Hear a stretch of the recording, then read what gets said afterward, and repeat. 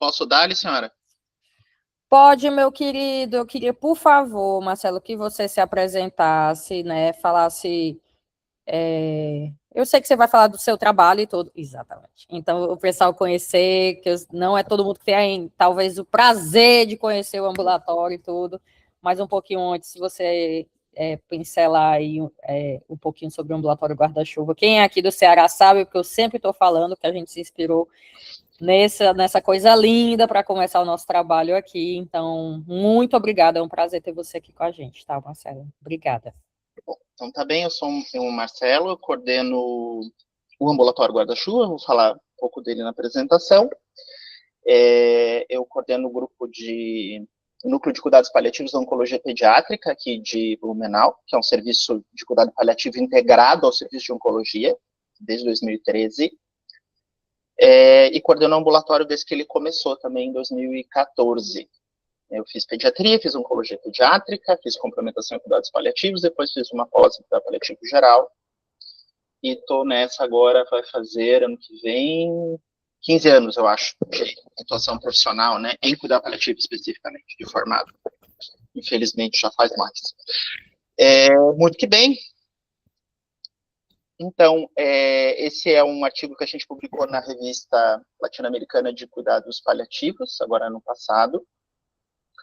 Ele foi escrito pela Júlia, que foi residente de pediatria aqui do serviço, em parceria com as pessoas que estavam na banca dela. Sou eu, a doutora Érica, que é uma nefropediatra que trabalha também no guarda-chuva, e o doutor Luciano, que é um paliativista pediátrico que se rendeu ao lado negro da força, ele trabalha com adultos hoje, e é o coordenador do núcleo de cuidado paliativo aqui do Serviço de Atenção Domiciliar, que é a equipe de cuidado paliativo do SUS daqui, do Programa Nacional de Cuidado Paliativo do SUS, né, a primeira que foi montada no estado, é a equipe dele, que é uma equipe que atende adultos, predominantemente, e eventualmente adolescentes que estão em cuidados paliativos mais para fim de vida em casa. Muito que bem. Então, por que a gente precisa falar de cuidado paliativo pediátrico, né? A gente tem ainda muito pouco serviço estruturado, isso não é só no Brasil. Tem uma estimativa ali em torno de 21 milhões de crianças que precisam de cuidado paliativo, e mais da metade dos países no mundo não tem nenhum serviço sequer. No Brasil, a Rede Brasileira de Cuidados Paliativos Pediátricos estima 90 serviços que atendem crianças de alguma forma, entre serviços que prestam assessoria dentro de um hospital, uma UTI, até serviços que têm algum tipo de ambulatório. A maioria dos serviços não tem nenhum tipo de atenção a paciente ambulatorial, o que gera um problema importante, porque a maior parte das crianças não está no hospital, elas estão em casa. Quando a gente fala de cuidado paliativo como uma estratégia precoce, a gente está falando de iniciar isso em pacientes que não estão internados e que têm uma complexidade menor, para que consigam não estar em cuidado domiciliar estrito, assim. Ou porque tem menor complexidade, ou porque ainda tem menor complexidade, ou seja, iniciar o acompanhamento antes que esses pacientes piorem. Os serviços são muito mal distribuídos, tanto no mundo quanto no Brasil, e no Brasil a maior parte deles fica na região sudeste. Para quem não leu, vale muito a pena entrar no perfil da Rede Brasileira de Cuidados Paliativos Pediátricos e ver o estudo que eles fizeram do mapeamento no Brasil, que é muito bom. Então, isso aqui eu sei que vocês estão cansados de escutar, vou ser rápido. O cuidado paliativo, ele é uma estratégia. Então, ele é uma forma de exercer um cuidado especializado. Esse cuidado especializado pode ser exercido por cada um dos membros da equipe de cuidado, então vários profissionais diferentes, não necessariamente médicos, de preferência não necessariamente médicos, inclusive. E essa estratégia, ela tem, usando os conhecimentos que esses profissionais já têm e agregando alguns conhecimentos específicos do cuidado paliativo, a estratégia visa reduzir o sofrimento, melhorar a performance e, com isso, garantir que esse paciente tenha a melhor vida que ele pode ter naquele cenário em que ele está inserido. Né? Lembrando que a melhor vida não significa necessariamente a vida mais longa em termos de tempo completo, mas sim a vida mais produtiva. Diferente de outras abordagens do cuidado paliativo, é uma abordagem global, física, psicológica, social, espiritual, e que coloca em equidade todos esses níveis que fazem parte dos problemas que aquela criança tem e tende a levar em consideração, na hora de hierarquizar essas abordagens, né, e as intervenções que vão ser feitas, aquilo que é mais importante para o sofrimento naquele momento. Ou seja, os aspectos físicos não são necessariamente os mais importantes. Eles podem ser os mais importantes em algum problema, mas eles podem não ser a principal via que você vai usar para intervir, para melhorar o sofrimento daquele paciente, dependendo dos sintomas que ele tem. E necessariamente incluir o paciente e a família, sempre com a maior autonomia que for possível para aquele indivíduo. Eu coloquei essa figura para ilustrar, que é uma coisa que a gente ainda tem muito problema, e faz sentido, porque o cuidado paliativo por muito tempo foi oferecido basicamente para pacientes sem fim de vida, né? Que o cuidado paliativo, por ser uma estratégia de cuidado, ele não é algo que esteja antagonizando com os cuidados que podem mudar a evolução daquela doença, né? Então, o cuidado paliativo e o cuidado curativo, por assim dizer, eles são complementares, não necessariamente concorrentes ou excludentes. Quais são os problemas que a gente tem em pediatria, né? Além do fato de a gente ter muito menos serviço do que o adulto e ter menos profissionais disponíveis para lidar com isso, né? A gente tem um prognóstico muito mais difícil de delimitar, né? Isso pode atrapalhar bastante a programação antecipada de cuidados para final de vida, que você pode não detectar adequadamente quando isso vai acontecer. A gente tem um grupo de doenças muito heterogêneo, entre elas doenças muito raras, o que atrapalha bastante tanto a atenção profissional, propriamente dita, que você dá de cara com coisas que você não está acostumado a lidar ou não estudou, quanto a estruturação dos serviços, né, por lidar com grupos muito diferentes de pacientes. Isso pode atrapalhar um pouco o serviço de se organizar e entender qual público ele vai dar ênfase. Existe necessidade de conciliar esses cuidados com o desenvolvimento da criança e entender que esses sintomas vão mudar ao longo do tempo pelo desenvolvimento. E esses problemas de saúde nas crianças têm um impacto sobre a dinâmica familiar muito grande, maior do que o problema que um adulto causa sobre a dinâmica familiar daquele indivíduo. Bom, o contexto do estudo, então, o ambulatório de cuidado paliativo Guarda-Chuva é um ambulatório do Hospital Santo Antônio, é um projeto de filantropia do Departamento de Oncologia Pediátrica, que cedeu as horas, inicialmente as minhas horas, para montar o ambulatório, junto com o hospital. Ele é um ambulatório que não atende pacientes privados, é um ambulatório que não cobra, e ele não está oficialmente vinculado à rede, né? Não tem um mecanismo formal para a rede encaminhar esses pacientes, porque oficialmente, dentro do SUS, quando o ambulatório começou, serviços ambulatoriais de cuidado paliativo pediátrico não existiam. Então, não haviam regras para esses serviços existir, e, por sua vez, não era possível fazer um CIS-REG. Isso que dá o problema. O ambulatório e o hospital atendem a região aqui, do que a gente chama de região do Médio Vale, do Itajaí, que são mais ou menos 14 municípios que drenam para cá, e a maior parte desses municípios está representado no estudo. É um ambulatório multiprofissional, então atende 2 médicos, uma capelã, nutricionista, uma assistente social, uma psicóloga, e as consultas são em equipe, não necessariamente com o médico, pode ser só os demais membros da equipe, ou uma parte da equipe com o médico, ou só o médico. Isso é decidido conforme o paciente. São consultas agendadas uma vez por semana, e elas têm a duração prevista de pelo menos 1 hora. É um estudo retrospectivo, são os dados coletados de 2023, foram em torno de 41 pacientes que apareceram inicialmente, porque alguns pacientes da oncologia acabaram sendo puxados, a gente teve que excluir, né, ficaram 37, e é uma análise descritiva daquilo que a gente encontrou para tentar comparar com outros serviços. Eu não vou entrar tanto na comparação e discussão, embora eu vou citar algumas coisas, mas a gente pode falar disso no final. Então, 37 pacientes de 8 municípios, a maioria daqui, grande parte deles entre 1 e 9 anos, a maior parte deles do sexo masculino, tanto a faixa etária quanto o sexo são dados que ficaram parecidos com dados de outros estudos, e não tem muitos estudos sobre isso, embora tenha alguns, mas na prática, com certeza, vocês sabem disso. A mãe é a principal cuidadora em 95% dos casos. Então, só para ilustrar, a maior parte dos nossos pacientes é de Blumenau, aqui estão as duas cidades que são mais próximas da gente, que são as que vêm depois, e a maioria dos pacientes tem entre 1 e 9 anos. A gente excluiu pacientes maiores de 18 anos dessa coleta, ficou entre 0 e 18 anos, tá? Mas a maior parte deles tem essa faixa etária, alguns são mais velhos. Hoje a gente tem pacientes de até 22 anos, não que a gente queira, mas simplesmente porque a gente não consegue dar alta, porque eles não têm para onde ir. E esse é um outro problema que a gente está encontrando, que é a falta de serviços ambulatoriais especializados para a transição de cuidado de pacientes com essas condições complexas. São pacientes que a equipe de adulto não sabe lidar, eles não sabem o que fazer com aquilo ali.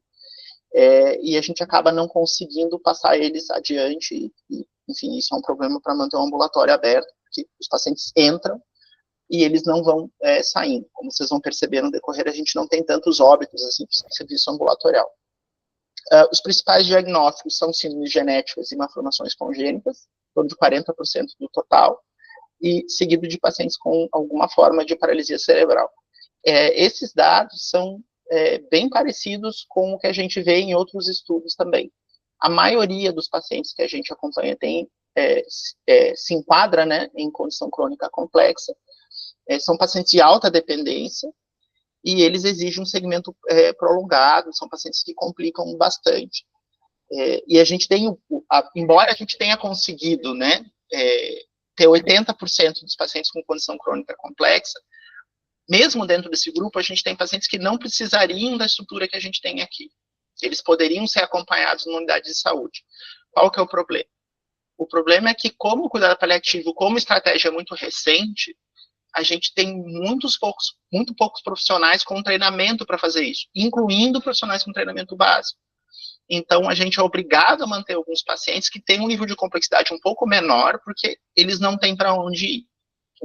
A unidade básica de saúde, onde eles estão inseridos, não dá conta deles. E esses indivíduos começam a ser reencaminhados com tanta frequência que a gente desiste de dar alta e eles acabam ficando conosco. Então, dos diagnósticos principais, como eu comentei, colocando naqueles grupos da OMS, né, de cuidados paliativos, da mesma forma que em outros estudos, o principal grupo é o 4, que são os pacientes que têm algum tipo de condição crônica, com um grande impacto, normalmente de ordem neurológica, mas não progressiva. A maioria dos nossos pacientes se enquadra nesse grupo, como a maioria dos pacientes em acompanhamento de cuidado paliativo em outros estudos também. A maior parte desses pacientes usa algum tipo de dispositivo, né? A gastrostomia é um pouco mais comum do que a traqueostomia, mas a diferença foi pequena. 35% deles usa os dois dispositivos. Em torno de 10% deles ou recebe oxigênio ou está em ventilação. Parece que é um número relativamente baixo para pacientes com condição crônica complexa. E se você comparar com outros estudos, realmente é. Mas a gente tem que levar em consideração o fato de que o perfil do serviço é de ambulatório. Então, o objetivo da gente é acompanhar pacientes que ainda podem ir ao ambulatório e voltar para sua casa. A experiência que a gente tem aqui no município eram os pacientes que estavam mais desassistidos, que dentro do hospital tinha uma equipe de interconsulta para cuidado paliativo, e fora do hospital existia uma equipe de atenção domiciliar, já também com uma equipe de interconsulta de cuidado paliativo. O problema era o meio do caminho. Por isso que a gente não tem pacientes tão complexos do ponto de vista de dependência de tecnologia. Isso tem a ver com o perfil que a gente atende. Né? Um pouco difícil de comparar com outros perfis de ambulatório, porque a gente tem muito pouco dado sobre isso, né? Cuidado paliativo pediátrico ambulatorial. Tanto fora quanto aqui no Brasil. Em relação às internações, né? a maior parte dos pacientes acabaram internando em algum momento, pelo menos 2/3 dos pacientes, 54% deles internaram em UTI, o que foi um volume um pouco menor do que outros estudos, mas também pode ter a ver com o fato da complexidade, por ser um serviço ambulatorial, e pode ser porque a maior parte dos pacientes já fazia acompanhamento e talvez o serviço esteja reduzindo um pouco, em algum grau, o número de internações. Isso é um pouco difícil de definir no estudo. A maior parte dessas internações, quase 80%, eram pacientes com condição crônica complexa. Então, dentro desse grupo de pacientes com condição crônica complexa, mais ou menos 1/3 deles internaram várias vezes. Então, poucos pacientes com múltiplas internações, que também não é algo incomum comparando com outros serviços. Em relação ao acompanhamento, a maior parte dos pacientes teve acompanhamento regular, a gente não tem muito problema de abandono. Tem um erro de português ali, eu peço desculpas. A maior parte dos pacientes, como eu disse, não tem muito problema. Uma característica do cuidado paliativo pediátrico, até por ser muito heterogêneo, é que a gente acaba dando alta. Ou seja, os pacientes chegam muito frágeis e a gente consegue desfragilizar os pacientes com essas estratégias de cuidado e eles acabam não precisando mais da gente. Então, a gente teve 4 altas programadas nesse período, pacientes que não tinham nenhum problema de segmento e que receberam alta porque não precisavam mais do modelo de acompanhamento que a gente oferece. E 3 pacientes faleceram em 2023. Em relação ao planejamento de cuidado avançado, que a nomenclatura que a gente optou em usar no artigo, existem outras para isso, mas seria basicamente o planejamento de cuidado que é feito para a fase mais avançada de doença, principalmente o fim de vida, né, que pode incluir preferências do paciente e da família, e também estruturação do suporte, ou seja, quais suportes vão ser oferecidos, na medida que você consegue prever isso, nem sempre é possível por se tratar de um serviço ambulatorial. Pouco mais de 18% dos nossos pacientes ficavam caracterizados como terminalidade, né?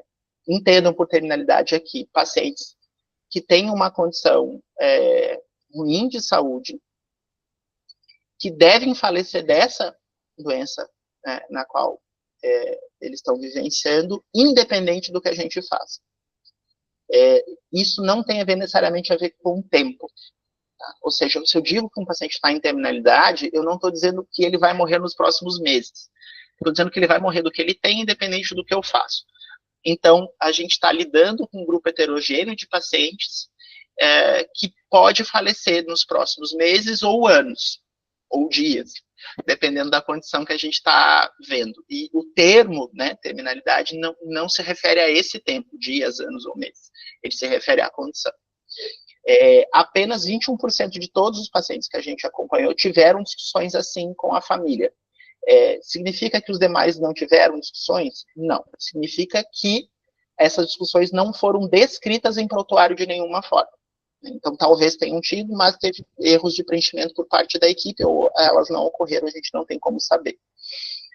Dos 3 pacientes que foram a óbito, um deles tinha todo o planejamento já feito no ambulatório, né? Os outros 2 não tinham nada, e esses pacientes não faleceram na nossa instituição. Eles faleceram em outras instituições por ser um serviço regional. Então, a gente tem esse problema de ter pouca formalização em prontuário, o que é uma lacuna grande de assistência, mas talvez isso tenha a ver com a complexidade dos casos em pediatria e do perfil do serviço. A gente não tem muita comparação, mas comparando, por exemplo, com serviços de UTI, não foi tão diferente o número de pacientes que tinha isso formalizado. Se a gente compara com outros serviços, como oncologia, por exemplo, isso muda um pouco. Mas pode ter a ver com o perfil, como eu falei, a questão de ser um serviço ambulatorial. Isso é complicado porque a gente não tem outros estudos para comparar. O que esses dados mostraram para a gente? Né? Que, da mesma forma que em outros serviços, o perfil predominante de doenças neurológicas e genéticas e pacientes de alta complexidade, a gente teve um aumento, eu não coloquei detalhado aqui, mas no artigo está melhor descrito, né, de pacientes entre 2021 e 2023, então tinha muitos pacientes que estavam com tratamento recente, e isso pode ter a ver com a maior sobrevida desses pacientes. Tem um documento recente da Sociedade Brasileira de Pediatria, que é de transição epidemiológica da infância, e é uma coisa com a qual a gente vai lidar, né? O número de pacientes que a gente tem, dependendo de tecnologia em algum grau, e com algum tipo de condição crônica, né, principalmente condição complexa, está aumentando e vai aumentar mais. Pela mudança da rotina de pré-natal, pelo modelo de segmento em UTI está mais bem estruturado, sendo melhor ofertado, de forma menos heterogênea do que era no Brasil, embora ainda seja muito heterogêneo. E isso vai acabar afetando a sobrevida, e a gente vai ter mais crianças com problemas crônicos conseguindo sobreviver, a gente vai ter que lidar com elas de alguma forma. E o fato do serviço ser mais conhecido também, que tem, como é um serviço ambulatorial, ele contribui também de uma outra forma para tentar desestigmatizar um pouco o cuidado paliativo.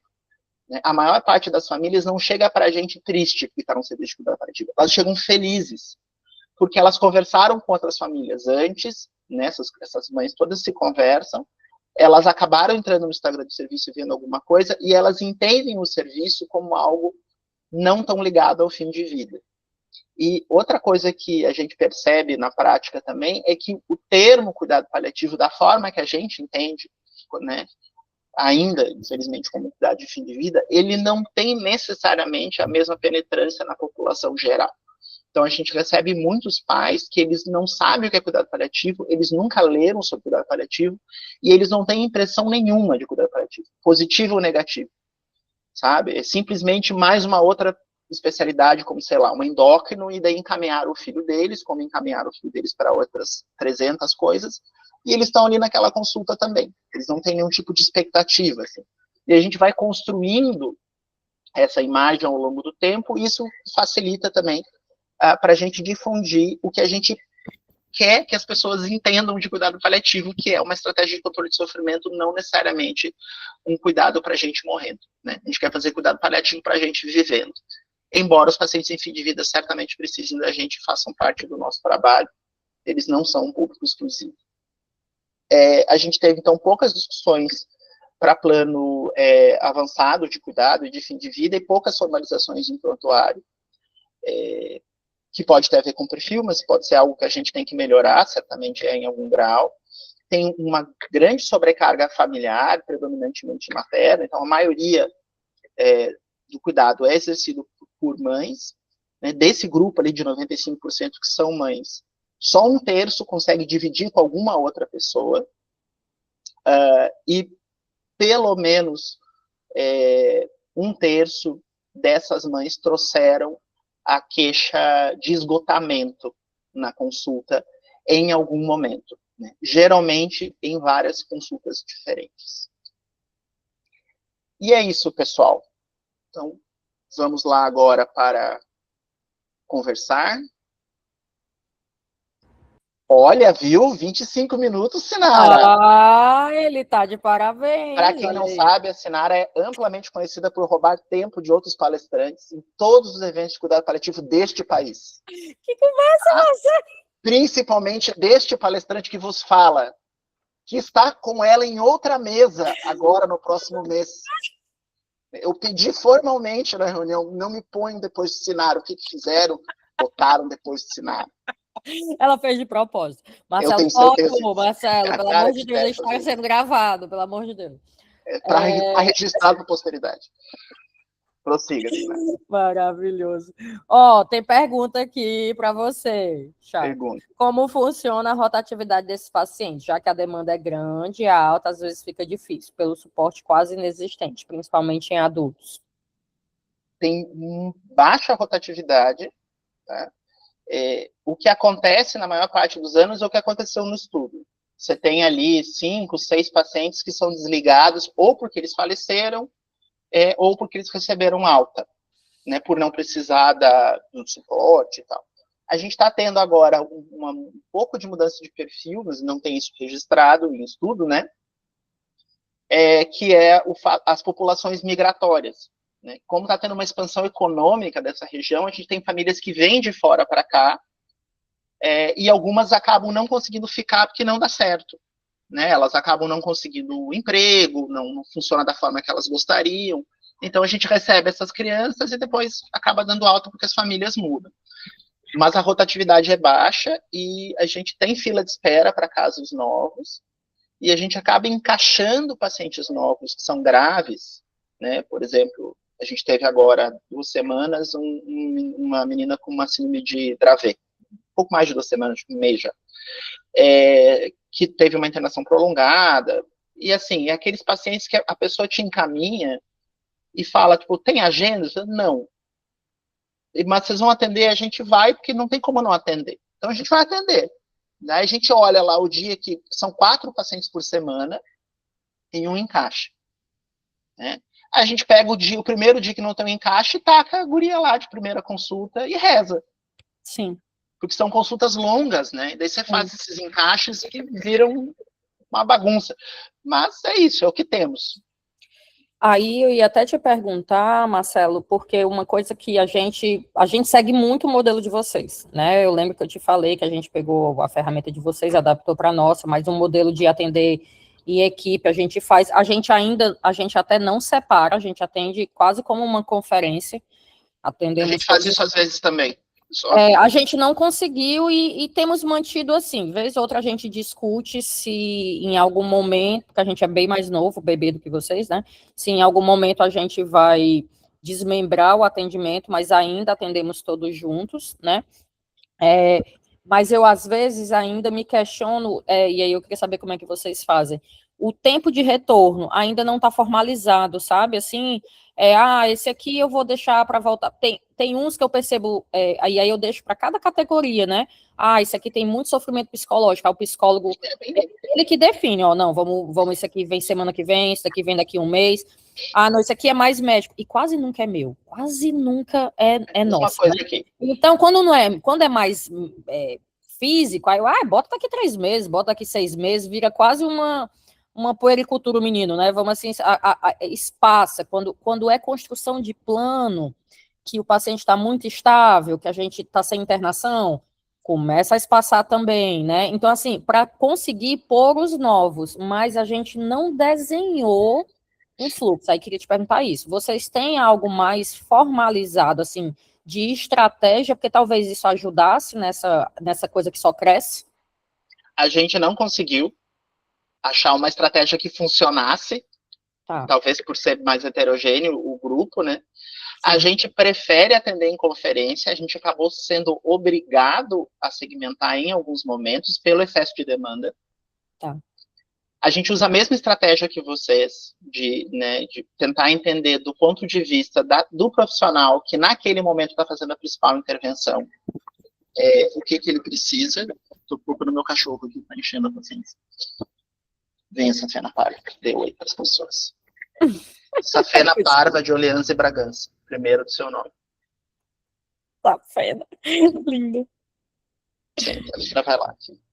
Acha um lugar para você. E a gente acaba tendo, em alguns momentos, que fazer alguns encaixes, assim, específicos de consulta rápida para controle de sintoma. Isso também são sintomas muito angustiantes.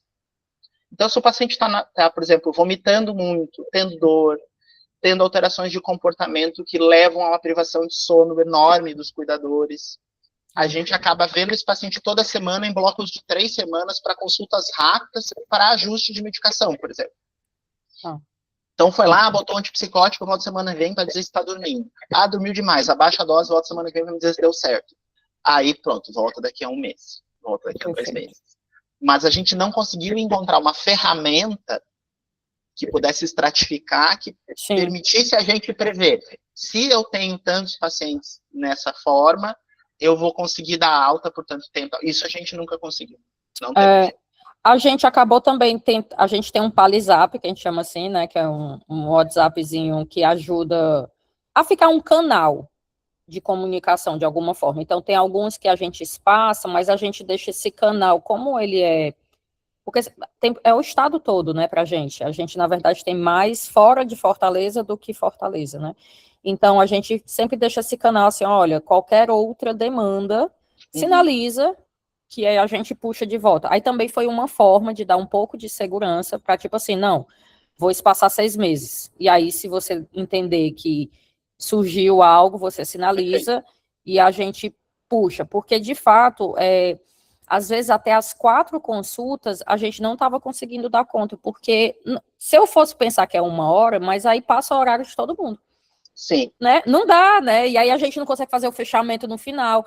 Sim. Aí sai todo mundo assim paralisado no final do ambulatório. Como que você justifica isso para a gestão? Às vezes é muito complexo, né? Então, enfim, você sabe, né? E aí é mais para o pessoal compartilhar e tentar tirar as dúvidas contigo mesmo. E agora eu tive a oportunidade de conhecer o pessoal do ICR, visitei lá também, e aí a gente vai ter uma mudança de sistema também. Eu estava querendo muito ver, porque você fez uma ferramenta que era um modelo de evolução de vocês. Vocês mudaram alguma coisa? Porque a gente fez uma coisa meio guiando, mas agora porque a gente era papel aqui, né? Com tristeza. Mas nós vamos deixar de ser papel, vamos virar sistema, como o ICR é.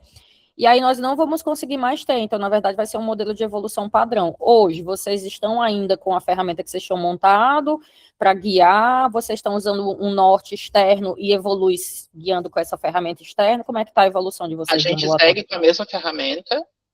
O que a gente fez foi pequenas adaptações, assim. Né? Por exemplo, a gente está tentando colocar a pergunta surpresa, que a gente não usava, mas não colocava, né? Está tentando meio que formalizar, assim, toda condição crônica complexa, a pergunta surpresa.